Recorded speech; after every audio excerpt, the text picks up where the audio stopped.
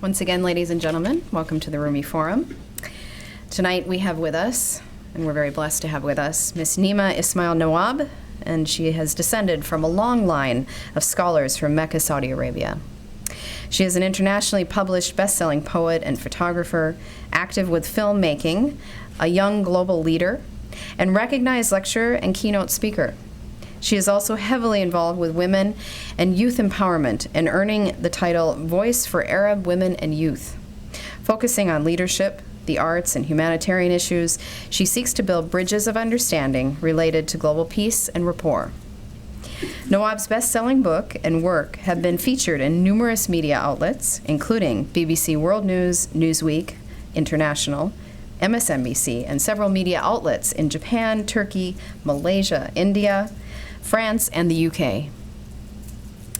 Nema has been called a cultural ambassador based on a range of projects, interactive readings and presentations on a wide, diversified range of social, professional, educational, and economic subjects presented in countries across the East and West. Her training and facilitating at forums and workshops has been conducted globally for diverse groups for different age levels. Nominated as the first Saudi female young global leader of the Young Global Leaders Forum in affiliation with the World Economic Forum in 2006, she has actively taken part as a keynote speaker and panelist at the World Economic Forum. In 2008, she obtained an executive MBA from the Harvard Kennedy School of Government in Leadership and Public Policy for the 21st Century. And most recently, within the past couple of weeks, she was ranked, and this is by WISE, in the 100 most influential Muslim women leaders, past and present. She was ranked number 6, right along Rabi'ah Al Adawiyyah, who is ranked number 5, and she is very honored to be within this rank. So before we get started with the talk, I want to just read a few of the praise, the accolades for Canvas of the Soul, mystic poems from the Heartland of Arabia.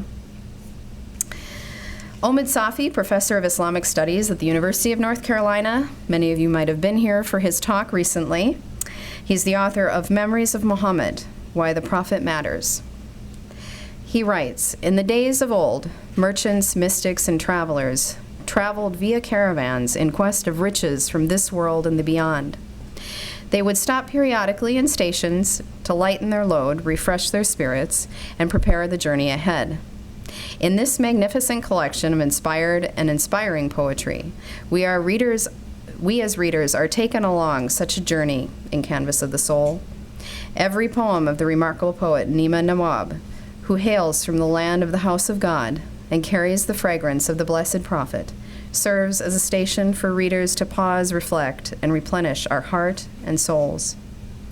As is befitting of the poetry of the classical Sufi tradition, these poems use the richest of daily symbols to beckon us to return again and again to that majestic and celestial home that is at once our origin and our destination.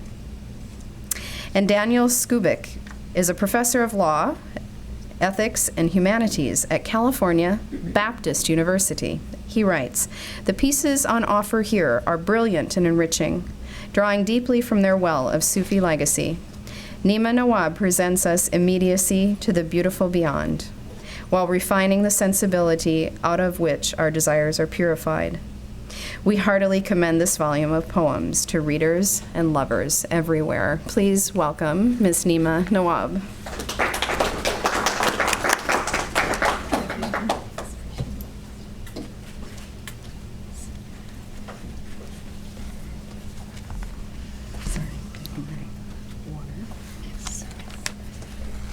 Bismillah ar-Rahman ar-Rahim. Assalamu alaikum wa rahmatullahi wa barakatuh.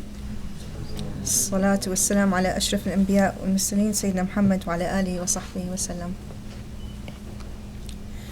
First of all, I'd like to thank the Rumi Forum for hosting us tonight, and thank you all for coming. The most precious gift is really your time, and so thank you for coming. From the very first breath we draw, from the moment of inception, we long, we yearn, and we seek. And what do we seek?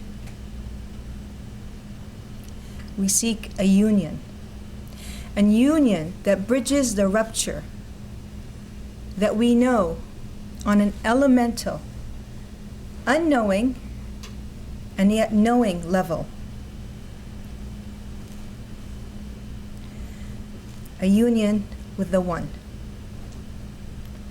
Regardless of our faith, as Muslims, Christians, Jews, Buddhists, Sikhs, Baha'is, we all unite in our love for the one entity. And we become, in this temporary plane, seekers on a path. And the signs for us on this path are there for us to seek.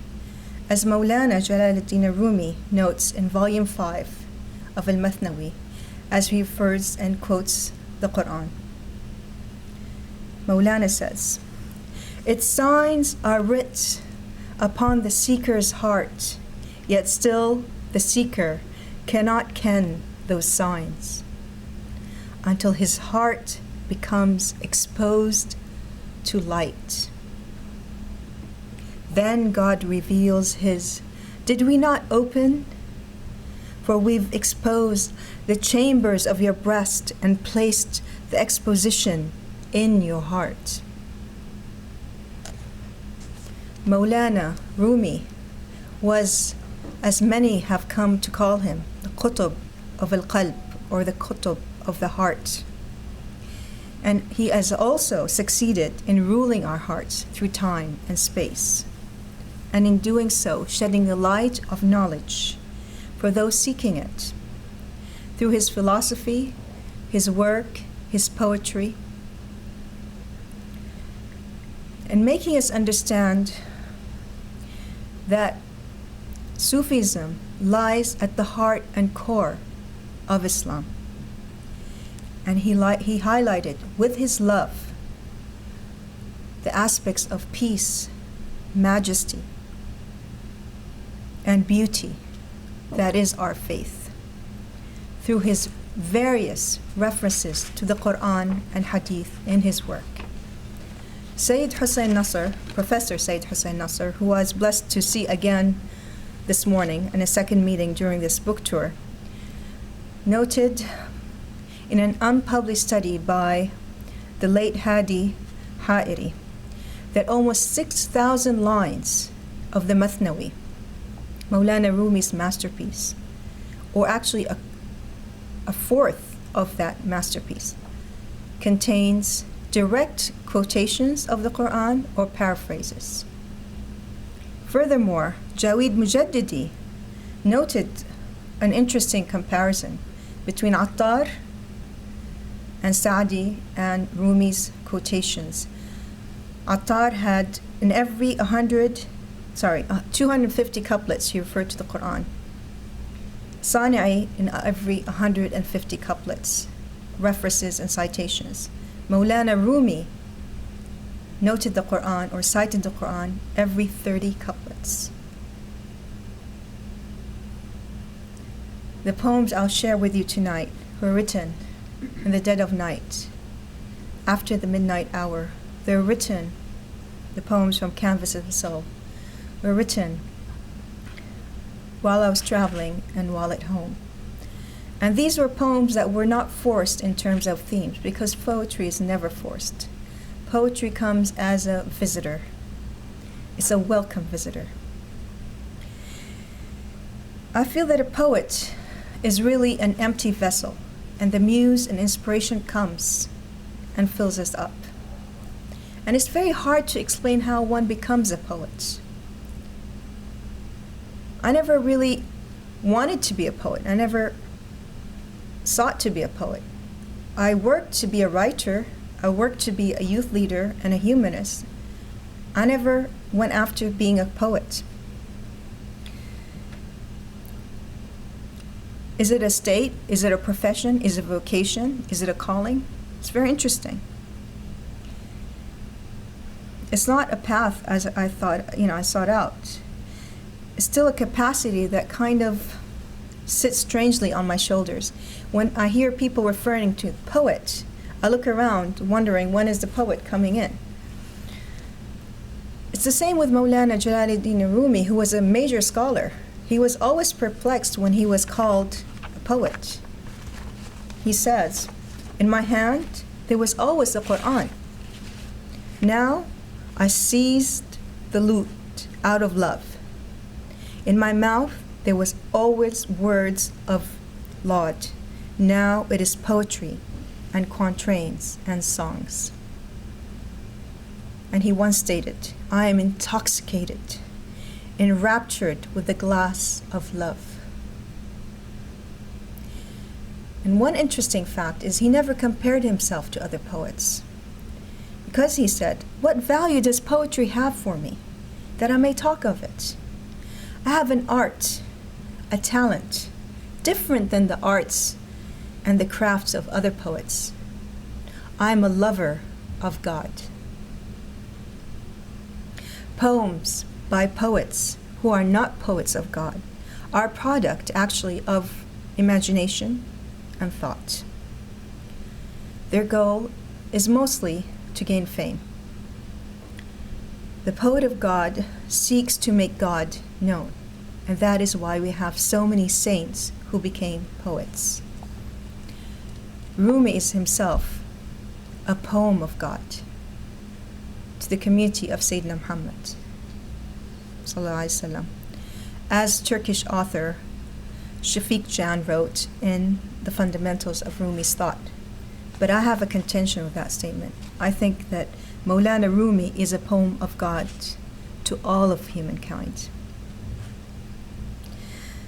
Tonight I'll share with you poems that have arisen from being inspired by our beloved, as Sayyid Hussein Nasr noted today when I met with him, and inspired heavily by reading Maulana Rumi's work, as well as Hafiz and Rabi'ah Al Adawiyyah. These poems are inspired by a deep longing, a seeking and a questing, the seeking that never ends, a seeking that is unending in that sense, and elemental. Maulana once stated, "O seeker, these thoughts have such power over you. From nothing you become sad. From nothing you become happy. You are burning in the flames, but I will not let you out until you are fully baked, fully wise, and fully yourself." The poems from Canvas of the Soul, which a recent reviewer, Professor Talat Halman, described, are poems of tafakkur and salawat. As soon as I entered the world of Canvas of the Soul, notes Professor Halman, I was abducted into its sensitivity, beauty, and power. The hal, spiritual states of writing, is a blessing of elevation to the heights of exaltation and sensitivity, to the depth of peace and tranquility. These poems, like prayers, carry us into serenity, tranquility, and quietude. And now I'll start with a poem that was inspired by questing and seeking on the path.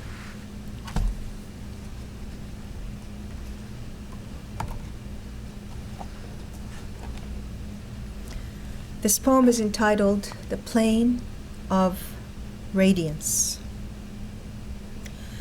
The nightingale of knowledge ascends, joined in flight across the first river, first ocean, by flocks of doves of grace, alighting on the reborn trees of lush certainty along the path of freedom. Path of freedom from ego, from greed, from gossip, from hatred, from named and unnamed evils.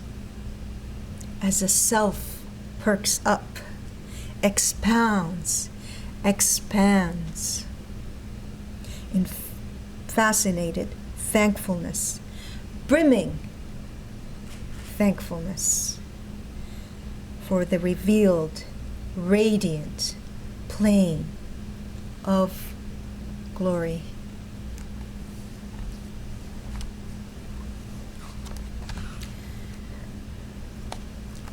One of the things that drew me to Sufism recently was meeting a Sufi on the path. And Sufis usually don't say that they're Sufis because it's a very, very high level to attain. But you know them from their conduct, you know them from the tranquility in their eyes, their peacefulness, their very humbleness, the lack of ego, many, many qualities. His name was Shams Freelander. He's a very well-known, world-renowned filmmaker, poet, painter, professor at the American University of Cairo. He actually wrote the foreword. I feel very blessed. He wrote the foreword of Canvas of the Soul. On meeting him, I noticed the qualities of Sufism, and he actually gave me my first introduction to Maulana Rumi.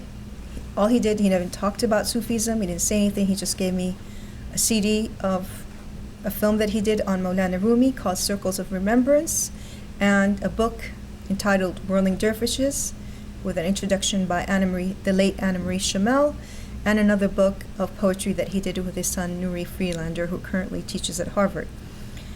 And that was my introduction to Sufism. Though I come from Mecca, and we have had a long underground movement of Sufism in Saudi Arabia, but I wasn't exposed to it there. So what really led me to thinking of Sufism in many senses was also meeting Sidi Shams and meeting other Sufis like Muhammad Zakaria, the calligrapher, seeing them in essence as models, if I can say though. They are so humble they would say, Astaghfirullah, don't even say that. But one other thing I noticed was also, and I've written about it in my first book, The Unfurling, which is a bestseller, was what our faith has gotten into, what a lot of faiths around the world have been reduced to, which is the hijacking of our faiths, the hijacking of the peaceful elements of our faiths by extremists. So this led to this poem. This poem is entitled Lost and Found. We lost the core. Worship diligently with minute, particular movements, rapping, touted diction, extolling the mundane without spirit. We lost the core.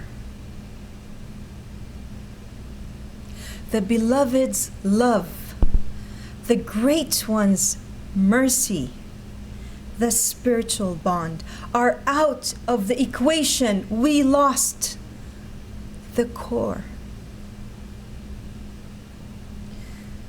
Who savors the fruit and leaves the heart core, reviving the essence. We embrace peace and are devotees of higher love.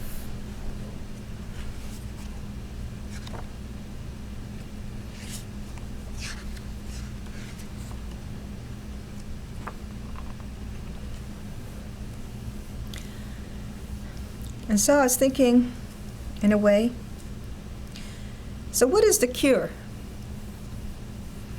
In a way, I don't propose to come up with a cure. This poem is entitled Fire of Creation.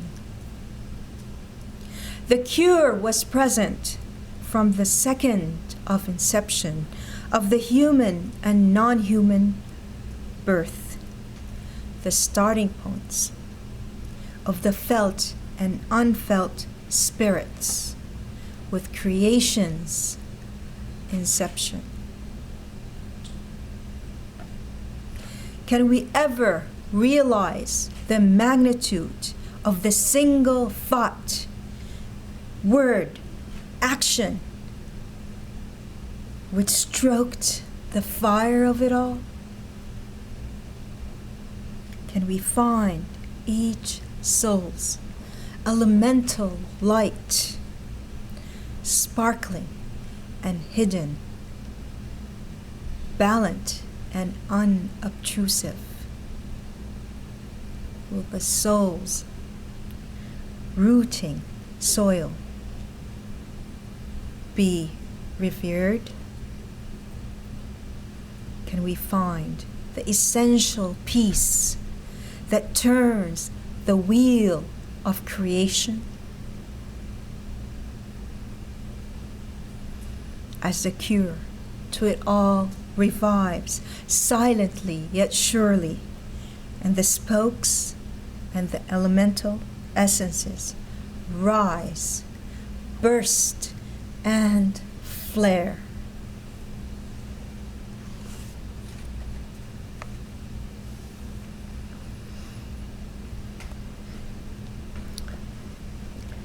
Speaking of the wheel of creation, there's a poem here entitled The Wheel. And before I go into this poem, the book, by the way, contains a lot of graphics. These graphics were done unintentionally. I signed off with the publisher on a very strange note because I wanted to sign off on every single graphic element. I've been involved with arts. I wanted to promote calligraphy, Turkish miniatures, and Ibru, which is the marbling of paper. So the choices of the graphics are mine. I chose the flow, not just the flow of the poems, but also the flow of colors, the graphic elements. There were a few that I actually drew and were rendered into a few images here, which I will share with you later. And of course, we had also permission to use quite a few graphics from famous, well-known manuscripts from museums, and those are there. We have acknowledgments in the back of the book. So the book is supposed to be a visual treat as well, inshallah. Back to our poem, The Wheel. The wheel's turning, shadows love, lust, passions of this world, as it moves in a kaleidoscope of tumbling shards. The illuminated soul glistens within the circle of existence, as the music of the other realm, unheard and unseen by others, fills the soul with unbound joy. The empty threshold of this momentary station is for once filled with golden lights, converging for once, converging. The spokes of the wheel lie at rest. The merging lights run off shaded shadows, and the circle is complete, is complete.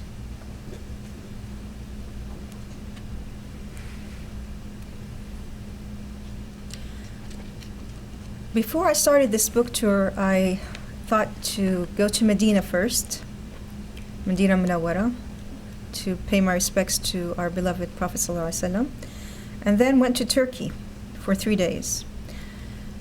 I had an interview with a young Turkish reporter, and she said, a lot of your poems are very short in this book, unlike your first book. The first book had political, social poems. I said, yeah, because with these poems, that's the challenge of poetry, is to be brief and choose your poems and words. Each word has its place, each line break has its meaning, and I worked very hard. Sometimes I'll edit a poem 50 times. A lot of work goes into a poem. Once the inspiration hits, then you start working with what you have. So this next poem is one of those extremely short pieces. The challenge is to put a lot into the shortness, like haikus. And so this young reporter was saying these are similar to haikus in that sense, but they're not as short as haikus. This poem is entitled The Merge. So much attention is given to the body, to the physical, to the appearance of matters. Can we fully go beyond? Test the waters of the unnamed ocean beyond coasts seen by all, and dive through the waves of essential self to the inner fire, inner heart of the selfless self, and merge with light.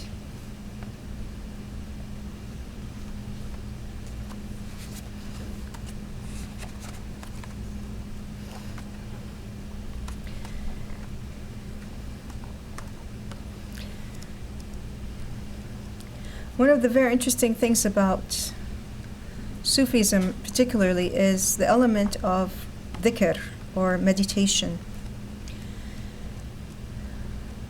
And you go deep into meditation, and there's certain times that we're told are specifically during the sunset and during Fajr time, which is dawn time, during dawn and sunset. Deep meditation and your own prayers. It's hard to describe it, what happens during those times, but when you get used to it, your day doesn't go right if you don't do it. There's some people nodding their heads there in the back. So, here, if you can see it across the way, but there are two poems here. One's entitled Nightly Devotions, and across is Nightly Pilgrimage. This was done on purpose, to have the two titles next to each other and to have them join, because there's a journey through the book in terms of the themes. Nightly Devotions. You can write a lot about dhikr. It still doesn't cover it. The night after night journey leaves the exhausted soul seeking promised shelter, as rivers of desperation, as thankful palms are persistently raised, as chants, salawat, takbirs are raised, as his names are passionately invoked. The turning of the planets in the upper realm are but a minute happening. When the angels look down and dive through the world to listen to souls speeding on a flight of devotional rapture.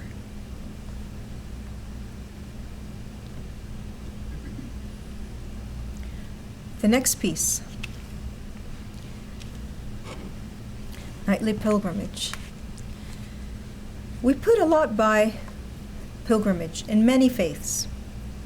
Pilgrimage is a dream. To make a pilgrimage, to go on that journey of a lifetime where you have a spiritual renewal, is a dream that many of us yearn for. Whether you're Muslim or Christian or Buddhist, you go on a pilgrimage. And we put a lot by that. And there's also something called an inner pilgrimage. So I was thinking, it's not just an annual or once in a lifetime pilgrimage. There's something more than that. There's something which we can call a nightly pilgrimage. We go on a pilgrimage every night with the turning of the sailing stars and the dawn of the day. The pilgrimage of the soul tugs and pulls in the realm of love. Will the nightly pilgrimage be observed? Will it be heeded? Why even ask? It is more than enough to make the ascension.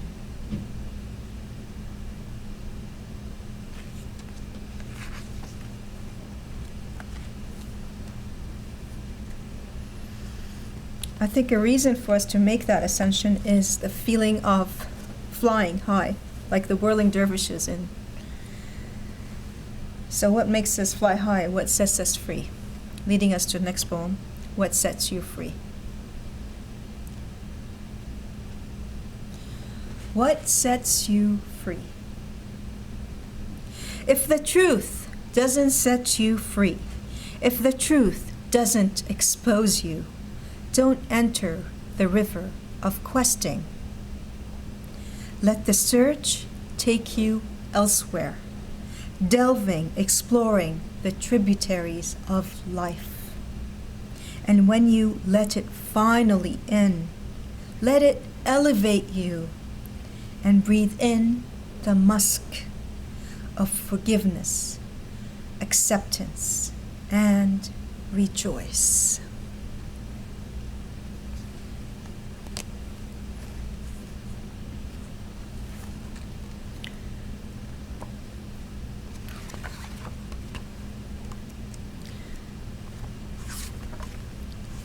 We put a lot by power nowadays, and because I'm in DC, I'm going to read you a poem about power. What is power? Yeah, you're laughing, okay. This poem is entitled The Power Within. Do we imprison ourselves purposely with the temporal trends of existence? Do we curry the favor of those who can turn aside as the lustrous nets of passions pull them on?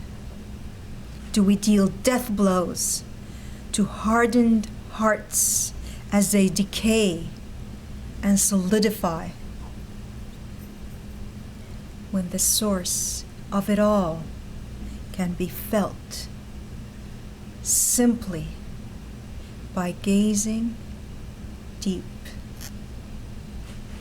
simply giving in, simply yielding to the power within.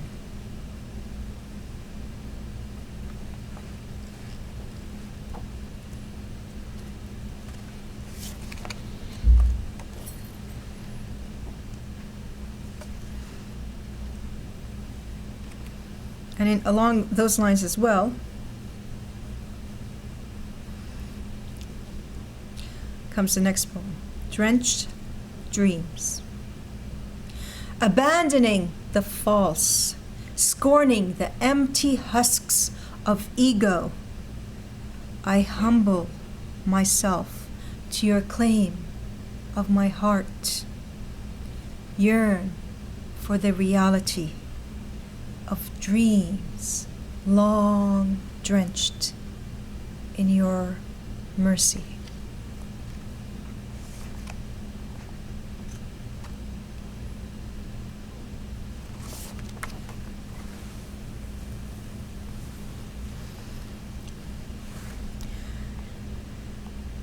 There are very few poems that have Arabic words in this book, but this one contains a refrain. And actually, when I wrote this poem, it's one of the few poems that I wrote thinking of as something to be sung, as lyrical, as a song lyric. This is a poem about the Quran. There are actually two poems about the Quran in the book. This is the second one. I can read you the first if you want during the Q&A. This is one of the few that actually, as I mentioned earlier, had an image of in my head, a very persistent vision that I found out later through a Sufi sheikh in Istanbul. And I'm not going to give you what he interpreted. He interpreted it very interestingly. And 12 arches, which there's a significant number. I didn't know anyway, I'm not going to go into it. And the words nur ala nur, and I very, very, very insistent that there would be 12 arches with light coming behind the arches in a certain order. I drew them on a piece of paper. And then the words nur ala nur with the light coming behind them on the right side, and a certain type of lantern, which I was also very insistent on. Looked around many books, so I found the type that I had in my head, so it came out. And there are other poems also that I'll share with you if we have time later in terms of the images. But anyway, this poem's entitled Living Landscape of Souls.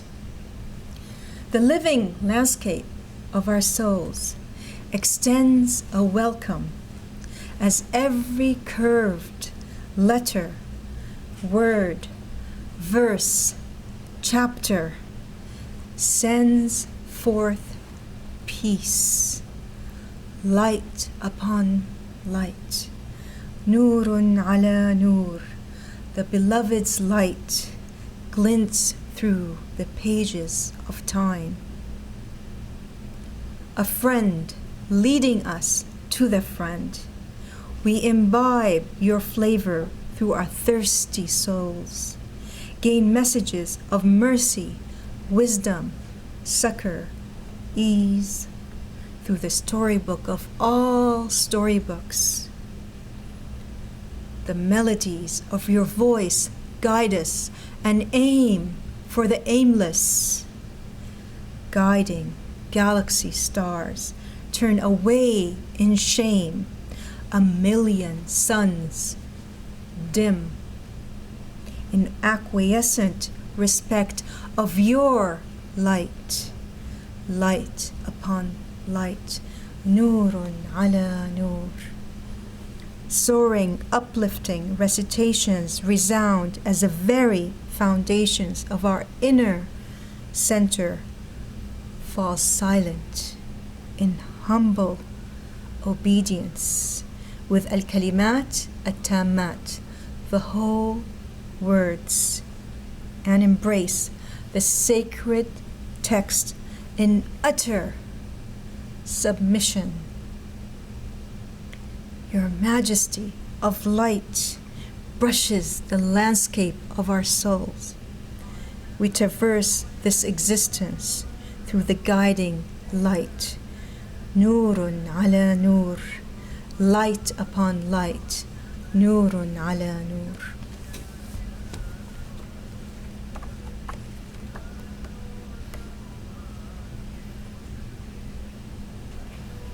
I think we will end here with a Q&A.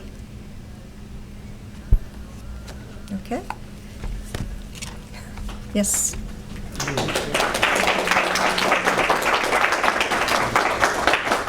When the inspiration came, you said that most of the time in the middle of the night, how do you reflect your thoughts on the paper? Is this, which language you prefer, or which language you kind of use first to just put them on the paper? I write in English directly, and the thoughts, they come in English. I grew up trilingual as a child, and so I spoke English at home. I owe my English, actually, I get this question quite often, so I owe my English to a scholarly father who is familiar with 7 languages, including English, and he trained me in my English skills, so it's writing, editing, vocab, and he used to give me writing assignments. He used to read Shakespeare to me when I was 8 years old, non-abridged, and so I grew up listening to poetry, Arabic and English poetry, and I mentor writers in both Arabic and English writers. I mentor young poets who write in Arabic, and I love Arabic poetry, and I wish I could also gain some skills in Farsi and other languages so that I can enjoy Spanish, like Paulo Neruda. I love his work. So, for poets, it's the more language skills that you have, the better it is. And I think in English, so the rhythms and the sounds come to me, and I work very hard on editing. I work a lot on rhythms and rhymes, and I get inspired by different things. Like with the first book, it was political things that were happening around me, social happenings. Those inspired that book. With this book, it's really been very spiritual, and I have been in different countries while I was writing it. It was interesting because I never thought I'd be able to write spiritual poems while traveling, but it happened. I was in Malaysia during a conference. A few came through. I had a very busy time. I always thought I would have to have a quiet time to write poems. And I do write after midnight, as I said earlier. So I have mood setters, including music. So I have to be in a quiet place very late at night and listen to music to be able to write. Follow what kind of music is then? Different types all over. Turkish, Maybe we'll try Arabic, that, I don't everything. know. African, Japanese, everything. Every kind of music you can imagine. Thank you. Yes. Yeah. It depends on the beat of the music, yeah.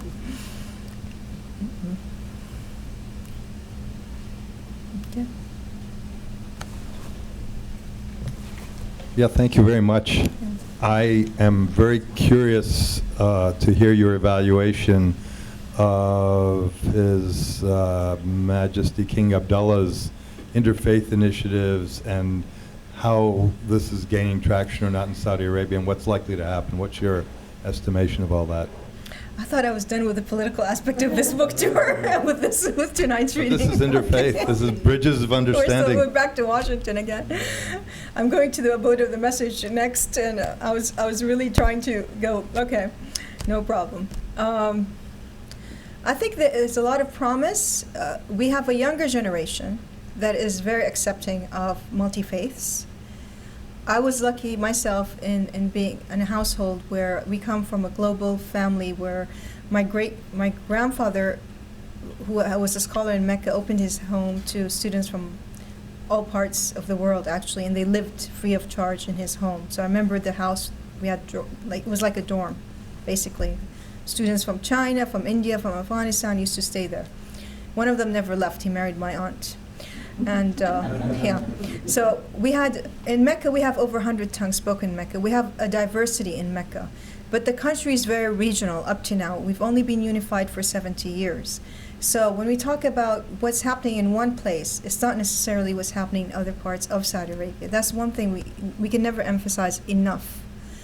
And what happens in one family, just to give you a small example, you can have one brother who is a conservative. When you talk about interfaith and religious acceptance, and I don't like acceptance, I don't like tolerance, I prefer the words respect in terms of religion, religious respect, and acceptance. And even acceptance is a bit below the mark. It's really religious respect is what we should have, and mutual respect is what we should be going for.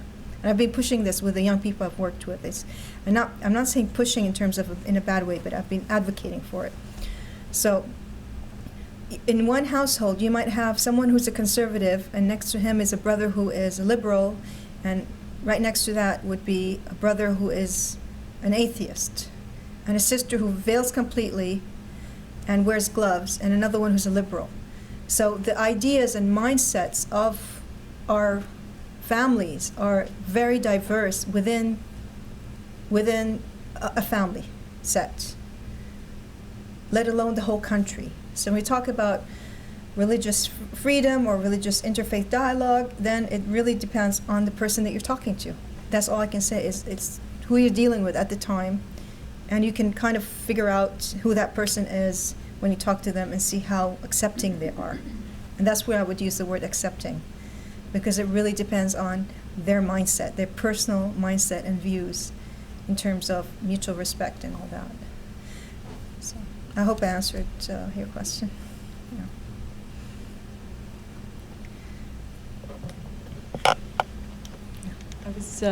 I'm a Christian, and I was very moved by all of them, but the poem on the Quran, and that every chapter sends forth peace. I will keep that as a beautiful image when I pray for Muslim friends and for Islam.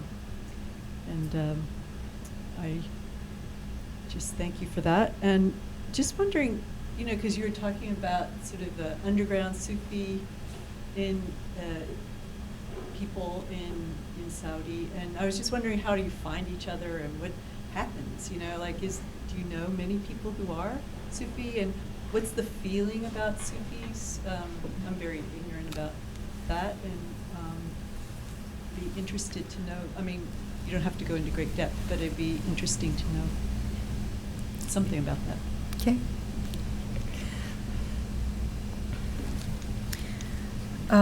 Actually, I'm very interested myself, and I'm thinking of a project along those lines, because the first Sufis were Sufis in Arabia during the Prophet ﷺ's time, and starting with Sayyidina Abu Bakr Siddiq, the first caliph and the first companion of the Prophet ﷺ. And there were Ahl al-Suffa, or the people of the bench. They used to sit on the bench, and one of them was a famous Rawi of a hadith, Abu Hurairah radiallahu anhu. So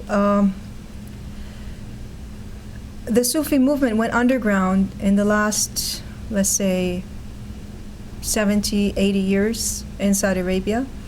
But the movement, the Sufi, if you want to call it a movement, went across the borders. It dispersed throughout the Muslim world, and it picked up various cultural elements. So you have Sufi practices in different countries like Turkey and Cairo and Sudan and Indonesia, Malaysia. Different countries have different Sufi cultural aspects, as well as the different orders of Sufism. I don't want to give you a whole lecture about Sufism, because then it will be too technical right now.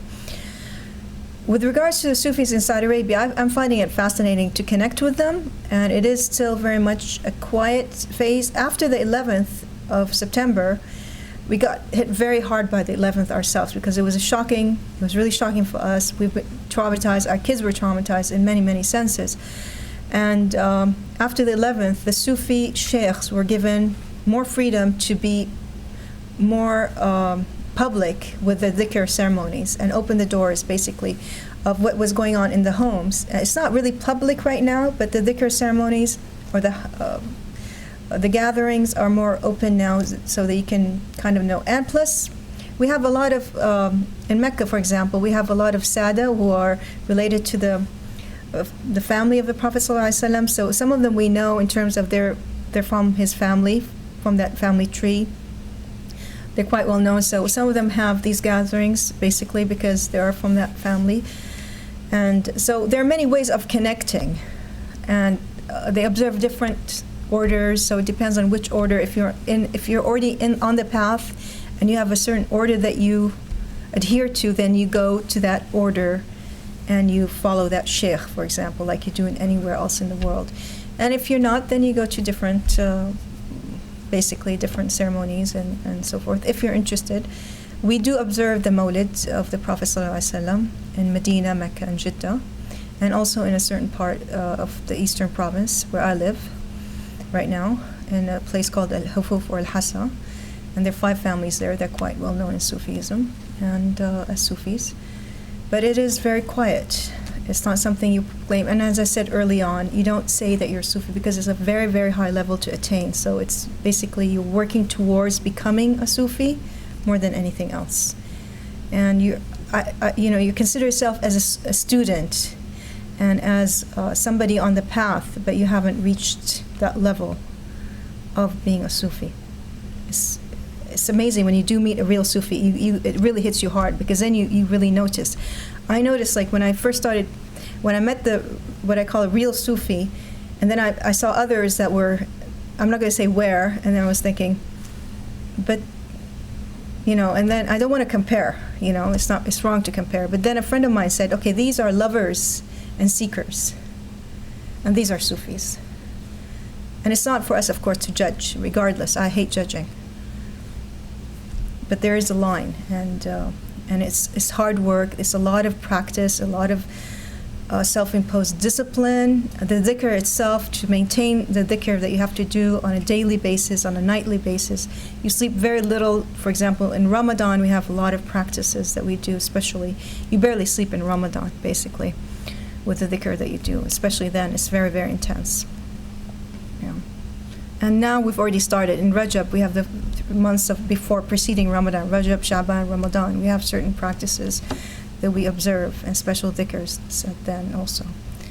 That a lot of other Muslims say, oh, this is just, we do your regular things. There's nothing really specific towards these, basically. But you're still supposed to practice according to what the Prophet said. You go by the Quran and the Sunnah, regardless. So these are the Sufi elements. You go by the Quran and the Sunnah, regardless. Yeah. People try to talk you out of being Sufi? Or I mean, like, you know, in terms of You don't- relationships with people who don't appreciate it, or does everybody appreciate it kind of, or You know- somewhat, or there are different feelings, I'm sure, but It's not something go around announcing. You know, I have a policy that I've observed for many, many years. I never ask people about their faith, their age, whether they're married or not.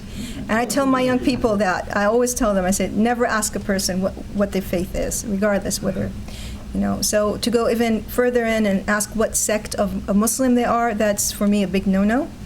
And I respect that, so I expect others to respect that and not, you know, ask in turn. This book has led to something else, of course, in that sense. But, yeah. Mm-mm. Yeah.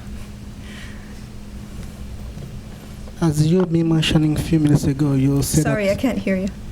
You've been mentioning a few minutes ago that you travel a lot. It's a Sufism from other part of the region, like beside the MENA region, really affect your work or not? Sorry, I didn't understand. I think the microphone is very close.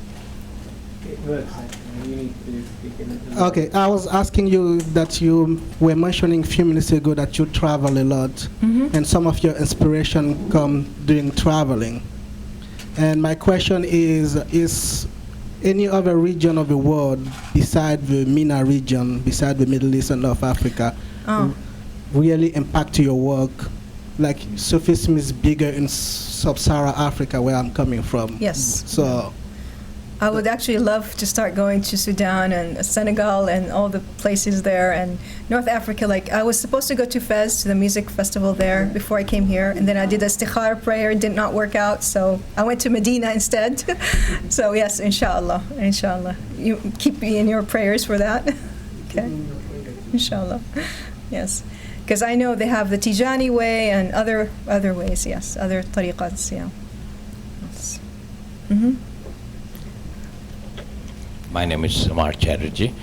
I have a question regarding, I've heard Sufi poets and saints and their verses in India, and they sound a lot better than the English exposition. And I'm just wondering, is English a language more attuned to war and rather than peace? Is that something that, and would rap music be better once your poem is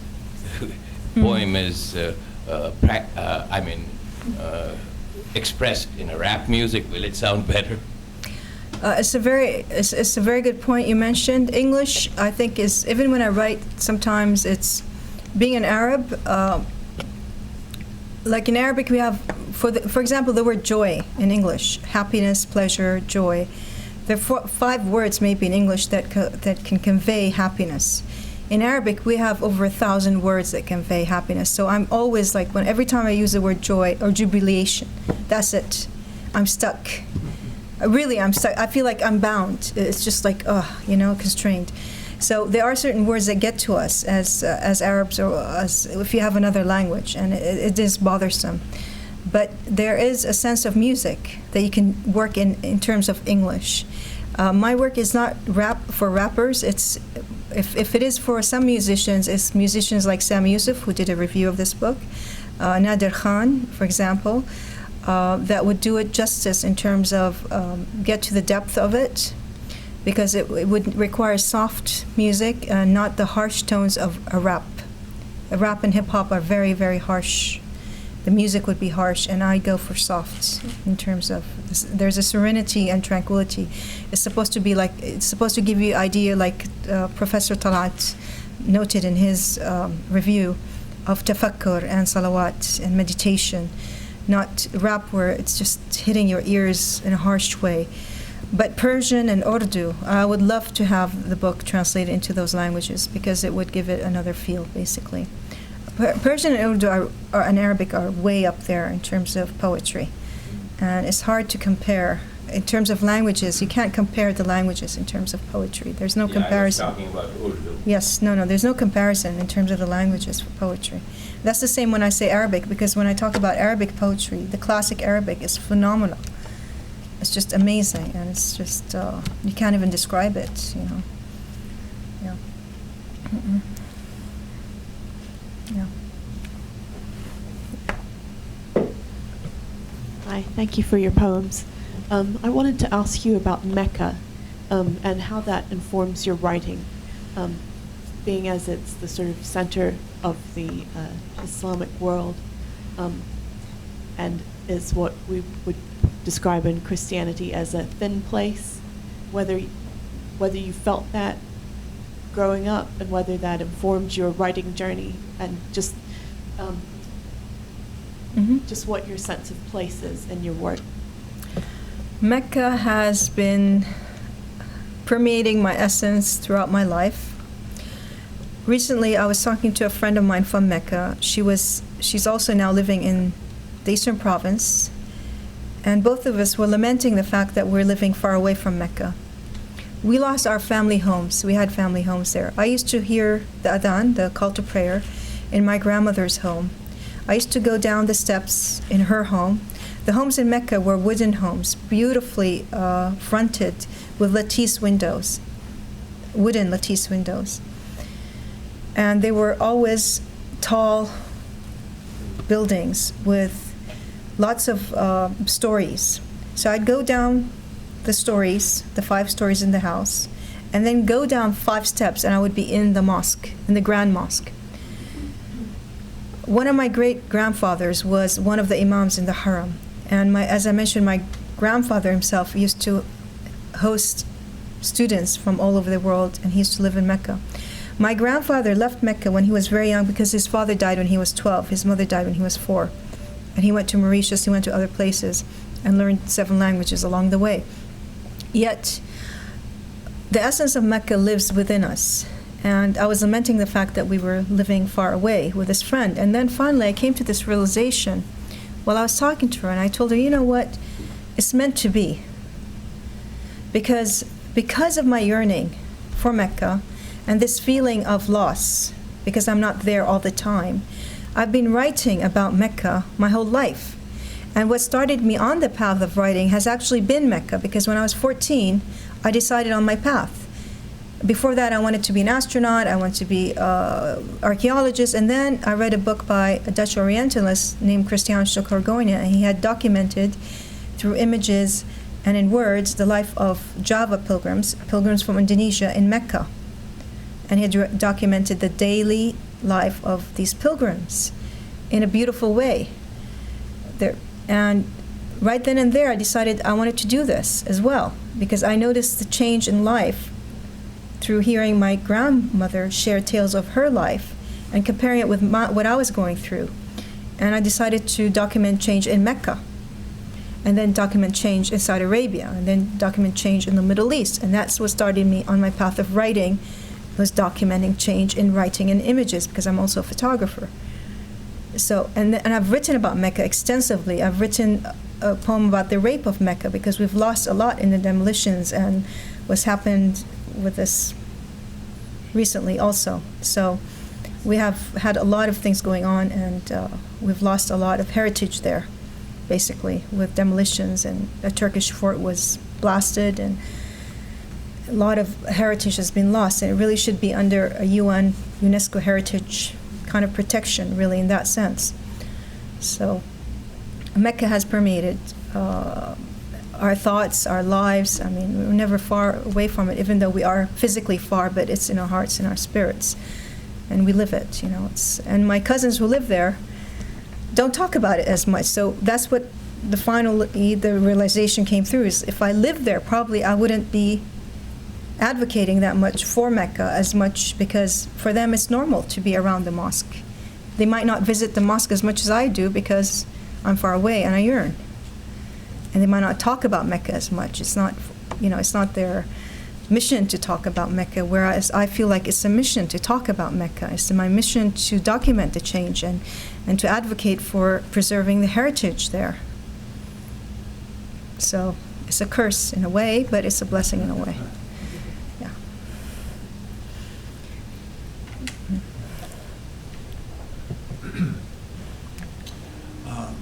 My name's John Boyer. I'm with oneblue.org. Thank you for your poems. Sufism has been something I've been interested in for a long time, ever since I was an undergraduate, I guess, just out of curiosity. But in the last 3 years, I've been working with a project that is much more connected with America. There is a little town in Iowa called Elkader, Iowa, that's named after Abd el-Qadir. Oh, yes. And yes. you must know who he is. Yes. But most Americans don't. He was sort of, the shorthand is he's the George Washington of Algeria, but there were some people who named this little town in Iowa after him in 1845. He was honored by Abraham Lincoln. He was an extraordinary person. He had, talk about a pilgrimage of a life, amazing story. But in reading and learning about him, we have something called the Abd el-Qadir Education Project. But the more I studied and read about him, I became I started saying to my colleagues, he's like an early modern proponent of religious pluralism. Yes, right? yeah. And as I read more about it, I realized Sufism really was about religious pluralism right from the beginning. It is. Yeah. So I guess my question is, there is a connection with America, I think, we're trying to get more young people involved in our project, Abd el-Qadir Education Project. I was just curious to what extent you are aware of him, his life, his pilgrimage, and the Sufi tradition of his family, which I think is what informed his remarkable experience as someone very tolerant of religious pluralism. Yeah. I heard about him recently, actually, through Sarah Said. And I need to look at and read more about his work and his path and his life and philosophy. A lot of Sufis, that's what they embrace, and that's what they call for, and that's what they live by, is pluralism. And they're very, you could feel it when you meet them. I mean, they don't have to even tell you. It's there in their very demeanor. It's there. They live it. I can't explain it better than that. They're living it. They're examples, living examples of pluralism in its essence, really. Maulana Jalaluddin Rumi, have you read a bit about Rumi? A little. Have you heard about his death, what happened when he died? No. Okay, his funeral procession was attended by Muslims, Christians, and Jews. And he asked that people would not mourn him, that they would celebrate his death, because he would meet his beloved. Then it's his urs, his wedding day, where he would meet his beloved. And so up to this day, on the day of his death, they observe the urs in Turkey in December. And he wrote this, I don't know it by heart right now, but he wrote this beautiful couplet, and he mentioned, come and dance, and come with drums and tambourines and he also mentioned something about his body not being dead, all that. So, but the thing is, Jews and Christians came because he was like that himself as well. The pluralistic element of Sufism is there. It's an essential part of it, and they live it wholly. That's the beauty of it. Yes. Yeah.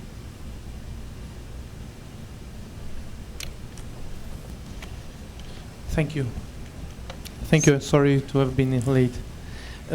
I have 3 questions. The first one is, how is the perception from Europeans of Sufi, and how is the diffusion of Sufi in the European countries, and if it has been an influence between the cultural tradition of the Mediterranean countries and Sufi? How is the perception of Sufism among Europeans? Yes. I really wouldn't know. To tell you the truth, I'm more informed of the American perception right now. I haven't traveled yet. I have an upcoming tour in the UK, inshallah, so I'll be more interacting with the British contingencies in that sense. I'm really not sure, because it depends on, first of all, it depends on how much the Sufis generally are very quiet. They don't preach. It's not, you don't go around preaching your religion in Sufism, so it's not something where you're pushing and preaching and reaching out. You do it on your own. So you don't have this backlash. It's not in that sense. And the other thing is, it depends on the Europeans and how much they've interacted with Sufis in their countries.